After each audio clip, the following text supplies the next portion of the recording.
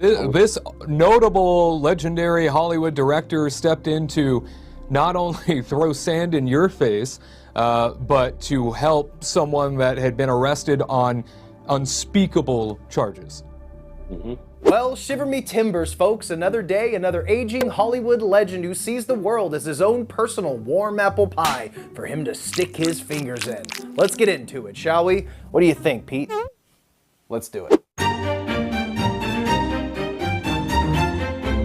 What's going on, everybody? Welcome back. Justin here. Thanks for stopping by and hanging out with me today. Man, it seems like even the headlines in Hollywood are sequels and remakes, churning out the same tired storylines, this time with Italian maestro and uncle to Nicolas Cage, Mr. Francis Ford Coppola. And Coppola is at one of the most critical and publicized points of his career right now. Now that's saying a lot, what with the director's wild history of chaotic film sets, clashes with actors and the media, and often choosing passion projects as opposed to the safe Hollywood blockbuster routes of some of his peers. This is especially true with his latest feature, Megalopolis, a film that's been brewing in Coppola's mind for the last 40 plus years. The ambitious sci-fi epic sports a reported $120 million budget, personally financed through the sale of a portion of Coppola's winery, a venture he's had since 2010. The film stars A-listers like Adam Driver, Aubrey Plaza, Shia LaBeouf, Jon Voight, Shia LaBeouf. The list goes on. It's packed with famous actors. Unfortunately, though, for Coppola, this gamble might not pay off. On top of the film being mostly panned as pretentious and incoherent, making distribution a challenge, it's also being talked about for other reasons. According to some sources from the crew, the Megalopolis set was chaotic, and the 85-year-old director was accused of kissing extras in between takes to, quote-unquote, get them in the mood. Crucial members quit halfway through the production, one of them saying, "It was like watching a train wreck unfold day after day, week after week." I mean, Coppola has a lot riding on this movie. His entire life's work could go up like a fart in the wind if this movie doesn't make some serious dough. Like $120 million dough. I mean, this man's hamster has got to be slowing down up there to the point where he sells his stake in his extremely successful winery to fund a $120 million art film passion project that no studio would touch with a 10-foot noodle. You'd almost start to feel bad for Francis until we get into the subject of today's video. The story of two little rascals that became fast friends and went on to kick up a lot of dust and take quite a journey together. Two masters of their craft, two peeds in a pod. The aforementioned Francis Ford Coppola and the jeepiest of creepers, Mr. Victor Salva. Convicted PDF file and creator of the Jeepers Creepers horror trilogy. These two troublemakers have been thick as thieves since the late 80s, before Salva's career took off and during the production of Victor's infamous debut film, Clownhouse, during which he was caught, arrested, charged, and served 15 months of a 3-year prison sentence for sexually abusing the 12-year-old star of the low-budget horror film, Nathan Forrest Winters. About Mowgli's loincloth. And so that he could make me one. So he got two bandanas and tied them together and made this loincloth. And as he's tying them, he's fondling me. And that's like my first memory of when the abuse started and, you know, eventually it progressed over the next 5 years. You gotta think, it's 6, 7-year-old, just fall down, skin their knee, they go running to the adult that they trust and feel most comfortable with, and that's who Victor was. The process was developing my love and trust and developing my parents' trust. And so essentially he became a close friend of the family, and then that turned into where it was just like everything for videotape, all of it. I mean, it was full blown. Some of the cast and crew came to my mom and said, you know, Nathan and Victor's interaction on set is not okay. There's something going on. Francis Ford Coppola plucked this aspiring filmmaker and registered sex offender from obscurity and helped him rise up in the ranks of Hollywood, create his own largely successful horror trilogy, and even direct a film for Disney, guiding him to achieving all of his dreams, all the while knowingly covering and minimizing his horrific crimes every step of the way. Salva was born into a broken home. His dad abandoned him in early life. His mother, just 18 when Victor was born, raised him with the help of an alcoholic stepfather, but apparently he was disowned in his formative years for coming out as gay. But by the time he graduated high school, he had already made 22 short films, and he wasn't going to let anything get in the way of his dreams of being a serious filmmaker. After writing several feature-length scripts and shooting more short films during his time in junior college, he decided to take a leap and enter one of these films in a few film festivals. Something in the Basement was shot in Salva's own backyard, and although it was scrappy and homemade, it did happen to catch the eye of one legendary filmmaker and judge at the 1986 Chicago International Film Festival, Mr. Francis Ford Coppola himself. Coppola was so impressed, in fact, by the Nathan Forrest Winters starring film. This entire story hinges on that young actor. We'll circle back to that shortly. The Godfather director decided to lend a helping hand to Salva, then around 28 or 29 years old, and fund his feature film debut Clownhouse to the tune of 250,000 buccarinos. Out of his own pocket, by the way. Not only that, but opened the big industry doors and even hooked him up with the cameras that George Lucas shot American Graffiti with. Coppola gave him opportunities millions of aspiring filmmakers dream of but never achieve. But with FFC by his side, Salva was well on his way to great success and keys to the castle as a real-life Hollywood filmmaker. But behind the scenes held a much darker reality. Nathan Forrest Winters, the actor I mentioned earlier, he's back in the fold now as we move into the production of Victor Salva and Francis Ford Coppola's Clownhouse. Winters would star alongside an up-and-coming Sam Rockwell in the 1989 film that involves young boys being terrorized by lunatic clowns.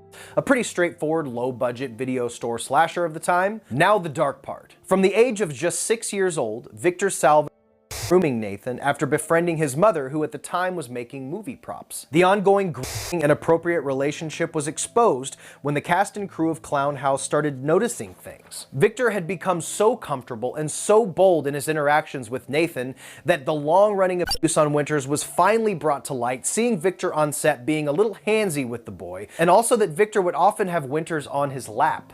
Oof.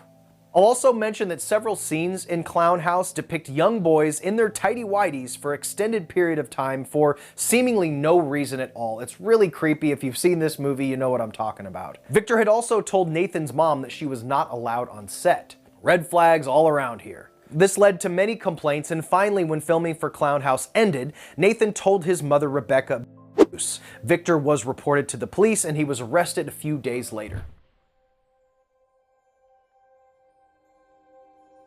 Now here's where Coppola's involvement in the case, in my eyes, makes him absolutely a repulsive human being and makes him absolutely irredeemable. Coppola, knowing full well of the crimes Victor Salva had committed, knowing that Salva had personally filmed the disgusting acts with Nathan Winters, knowing of the immense amount of vile content found on Victor Salva's home computer, after knowing all of that, Coppola launches a legal assault on the young boy who at the time was only 12 years old. I mean, they found, like pretty much and just videotapes upon videotapes and photo albums full of like boys modeling underwear for, Macy's or Sears, plus pictures of countless little boys and all sorts of just really, really disgusting stuff was found. And he admitted to all of it until there was an attorney involved. And Coppola is where the attorney came in. Like, that's where the money came from for the attorney. Coppola gets him this really, expensive lawyer,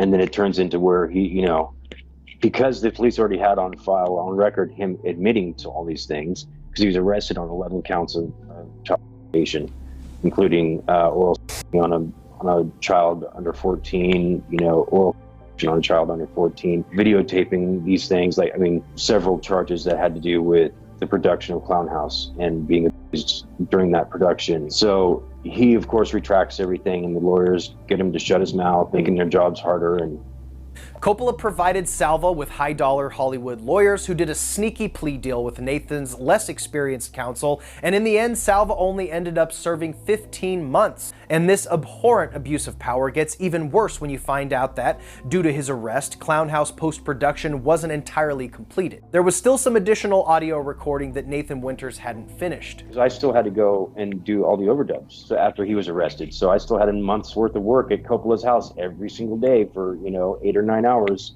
every day for a month, which time I was like blackballed, told I'd never work in the industry again. And eventually what happened was, at some point Coppola filed a lawsuit against my family for $5 million for some breach of contract or something. This notable, legendary Hollywood director stepped in to not only throw sand in your face, but to help someone that had been arrested on unspeakable charges.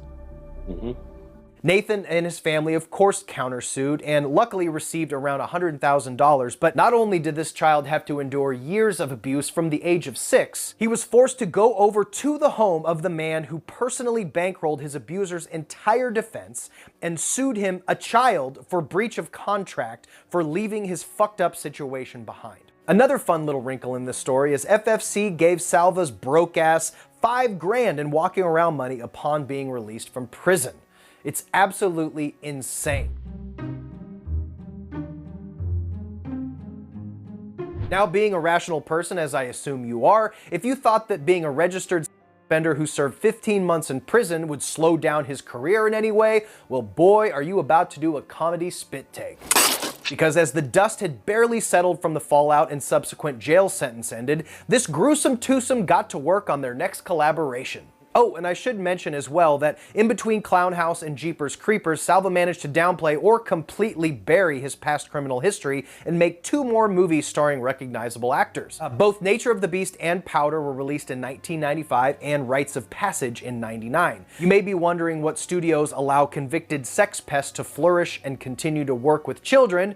Well, Disney, of course. That's right, due to Coppola's cosign and Victor Salva's super sleazy agent David Gersh, he was able to be a convicted and make a movie with A-listers at Disney. 1995's Powder stars Sean Patrick Flannery, Lance Henriksen, Jeff Goldblum, and Mary Steenburgen. Pretty much everyone stating that they had no idea of Salva's crimes until they saw the protests at the film's premiere. Whatever. Nathan Winters himself showing up to protest the film's release, as he does every Salva release after Clownhouse. Imagine this kid, years after being put through everything he had experienced, now seeing this man not only not in jail, not only still working, but being propped up by the biggest studio in children's entertainment, Disney.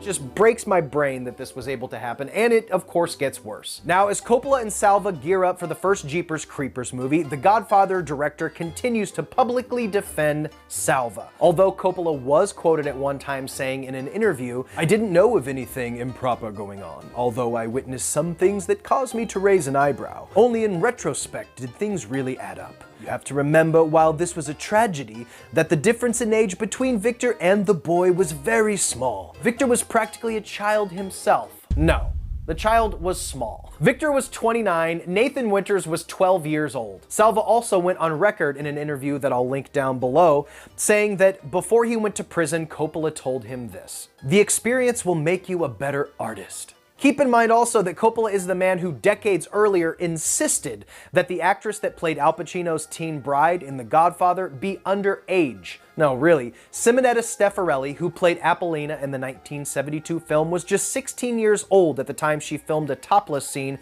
with the then 31-year-old Al Pacino. The scene was filmed in Italy, and handwritten script notes for The Godfather read, you can find images of these script notes online: "Apollina, her incredible beauty must use a 16-year-old, like Stefana Sandrelli." What a scumbag. So now that Coppola and Salva are as thick as thieves, it's time for them to make some more movie magic. Salva wrote the screenplay for Jeepers Creepers over the period of just 1 month, and no bullshit, this creepy fuck received 4 offers from various studios within 2 days of finishing the script, interested in the writing, directing talents of a convicted child. After a months-long bidding war, it was United Artists and the good folks at MGM that acquired the distribution rights to Jeepers Creepers. The film was produced and represented by Coppola's own American Zoetrope Film Production Studio. Thanks, Uncle Frank. The film, about a supernatural creature that comes out of hibernation for a 23-day feeding frenzy, was produced for around $10 million and was released to general audiences on August 31st, 2001. Never forget. The movie made its money back and then some in its first week in theaters, pulling in nearly $16 million, beating out Rush Hour 2 and breaking the record for the highest Labor Day opening weekend since the 1996 film The Crow, City of Angels. The film finished off with $59 million in its original theatrical run. Now, I suppose there was only one thing that Victor Salva thought was missing from the first Jeepers, so to remedy that, he made sure there was a bus full of shirtless teenage high school kids in the sequel, Jeepers Creepers 2, Still Creepin'. It's actually just called Jeepers Creepers 2. JC2 went on to again break the Labor Day box office record, leaving Creepers 1 and 2 as record-breaking releases. Before returning to the Jeepers Creepers universe again, Victor managed somehow to snag another big studio movie. Remember, a guy like this most likely wouldn't have gotten these opportunities without the career connections to Coppola. It gave him legitimacy, it lended him credibility. They certainly weren't looking into his past, or maybe just completely ignoring it, who knows. But it put him behind the camera for the 2006 film Peaceful Warrior, starring even more famous actors who seemingly didn't know or didn't care about the director's past. I guess they missed the memo. Nathan Winters continued to protest these screenings of Victor's films. And that's for good reason, it would seem. Victor Salva didn't seem to learn too much from his mistakes, and he sure as fuck couldn't read a room, because even after populating JC2 with oiled up high schoolers, for JC3 he decided, I guess, it would be a good idea to use a backstory of a central character that involved her moving to her grandmother's house to escape a handsy stepfather. This was in earlier screener versions of the film handed out to critics for review. Also, the dude, like the romantic interest of that chick, has a little bit of dialogue here that reads, "Can you blame him?" referring to the stepfather. I mean, look at her. The heart wants what it wants, right? Those lines were later removed before release. Super fucking creepy. Also, before the release, there were calls to boycott the film. In fact, a change.org position was started when it was announced a third installment was on the way. Initially to be filmed in Canada, word spread to the Canadian casting agencies of Salva's sordid history, and all production was halted. But you don't think that pumped the brakes on all the suits suckling on Salva's big old teats though, did ya? I think not. Nope, they rode the wave with the help of producer and Victor Salva's bosom buddy, Mr. Francis Coppola, and they moved production back to the States. Jeepers 3's trashy dogshit producer Stan Spry's IMDb reads like the watch list of someone who spends 99% of their time in a soiled recliner eating exclusively those cheese balls out of those giant tubs. But the producer assured the eager public that the threequel no one asked for was still on the way. And by God, we got it. Production wrapped around April of 2017, and the film was in the can. Tickets for limited release screenings went up for sale, and although AMC hosted special engagement screenings, the film's official premiere was canceled due to threat of protests. The event had even sold out in just a day or two, and the red carpet was set to roll out September 13th, 2017. But event organizer Corey Davis stated that he had no choice but to shut it down when they were threatened by people who said they planned to not only protest the night of the premiere, but every single day until then as well. The film did surprisingly make $4 million worldwide during its 2-day run. I'm sure that made Uncle Frank a very happy fella that he stuck with his boy Victor. Jeepers Creepers Reborn was given to us against our will from Screen Media, released as a Fathom event in September of 2022. It was panned and immediately forgotten, just like Victor Salva will be, and hopefully we can put both of these creepers to rest and never hear from them again. Being a horror fan, I enjoyed the first Jeepers Creepers movie, and as a film fan in general, of course, I've enjoyed Coppola's work as well, but as time goes on, it seems there's always going to be those artists whose controversy outshines their legacy, and unfortunately for some, decades of work can go down the drain if you're not careful. Now, I don't know if we'll be seeing old Salvi anytime soon. I think the heat in the Hollywood kitchen is a bit too hot right now for even a person like Salva, but hey, who knows? I mean, Kevin Spacey is acting again, so maybe Disney will let him back in the castle. And as for Coppola, we'll see how the release of his passion project goes, although I think the writing is already on the wall for that one. So guys, that is the story, that is the love story, that is the beautiful saga of friendship of Victor Salva and Francis Ford Coppola. It's bad enough that he supported Salva and financially helped him make his first feature debut after knowing everything he did, but the shittiest thing out of this whole story is him financing and launching this legal assault against the victim of this. This kid was 12 years old. Breach of contract. It's just absolutely unreal. Please sound off in the comments and let me know what you think of this story and any other stories that you'd like to see me cover on this channel. I know I don't have the biggest voice here, but when I can talk about these things, that's why I do it. In case people aren't aware of these situations, you can share these videos and hopefully spread the word of all the weird shit that goes on in the Hollywood circles and in the studio system. But guys, I think we're done here. Stay weird. Remember to always be your goddamn self, and I will see you in the next one. Like this video, share this video, subscribe to the channel. We got plenty of more coming, guys. I will see you next time. Bye.